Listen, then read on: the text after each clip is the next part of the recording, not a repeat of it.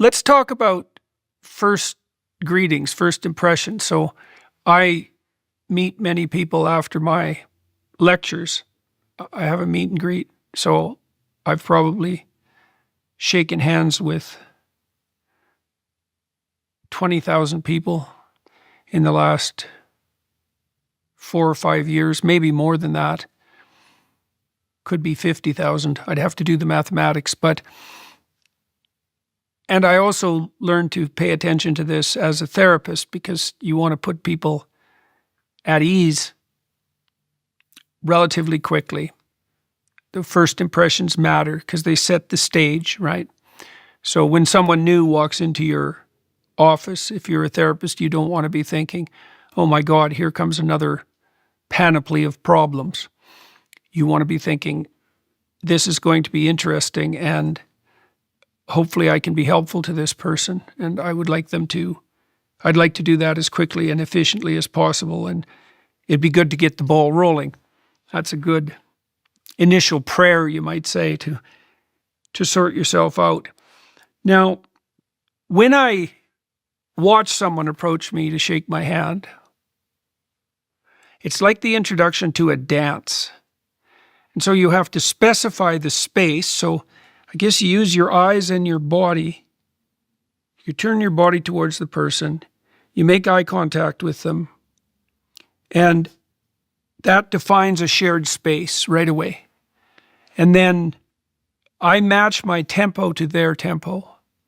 So people will have a characteristic pace at which they approach. And that's like the rhythm of their apprehension. And if you put your hand out at the same rate they put their hand out when you shake hands, then you've indicated that you attended to them enough to adopt their tempo immediately. And then you shake hands with a firm grip, but you modulate that. Like you should have a default firmness of grip, which should be it'd be tight enough to pick up a relatively, let's say, I don't know, a 10-pound object, something like that. But you should modulate that in accordance with the grip strength of the person that you're communicating with, right? And then I ask people their name because even the most nervous person can usually remember their name. And then I tell them that I'm happy that they're there and pleased about that, and I mean it. And then that usually establishes a little bit of instantaneous intimacy, and both players can walk away satisfied with the interaction, even though it's brief. So tell me about introducing yourself and what's most effective in that regard. I also wanted to share a little tip that I learned from Jerry Seinfeld, the comedian, who said he meets thousands and thousands of people, and because he's quite famous, he tends to intimidate people, which I don't know if you have that with folks.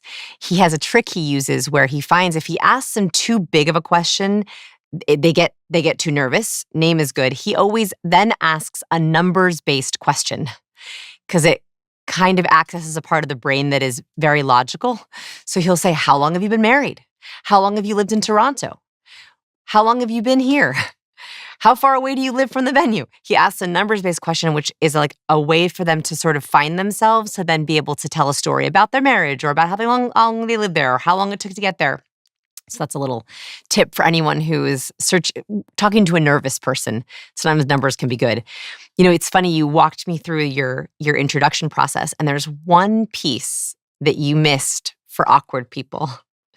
So for awkward people like me, there's a terrible moment that happens between eye contact and greeting, which is, are we going to handshake, hug, cheek kiss, or fist bump, or wave? And for an awkward person, I agonize in those first few seconds. And if you do it wrong, you're going to end up in an awkward side hug.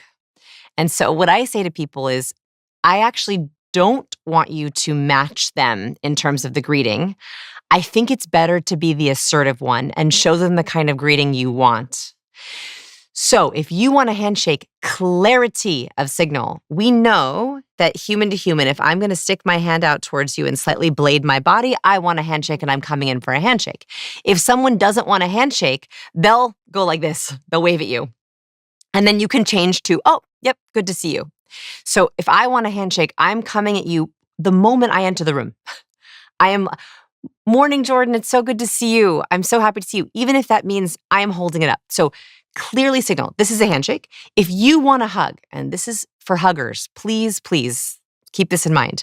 Not everyone is a hugger, and you don't want to be stuck in the position of someone going, and freezing up, of creating that kind of prey behavior.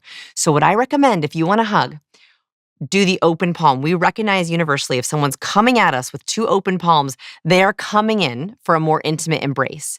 If you see fear in their eyes, so the whites of their eyes, upper whites of their eyes show, or they take a step back or taking a deep breath, I want you to pivot to, so good to see you. So you're going to start off by showing that hug cue. You're coming in for the hug. If they immediately reciprocate it, great. You're good for a hug.